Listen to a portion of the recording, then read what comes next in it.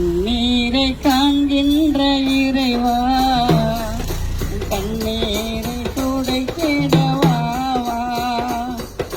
வேண்டுதலை கேட்கின்ற தேவா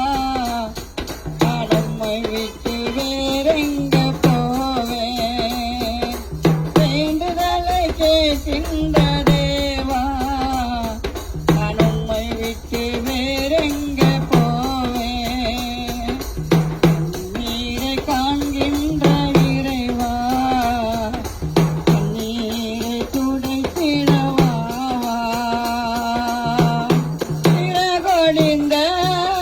பறவை போல தத்தி தத்தி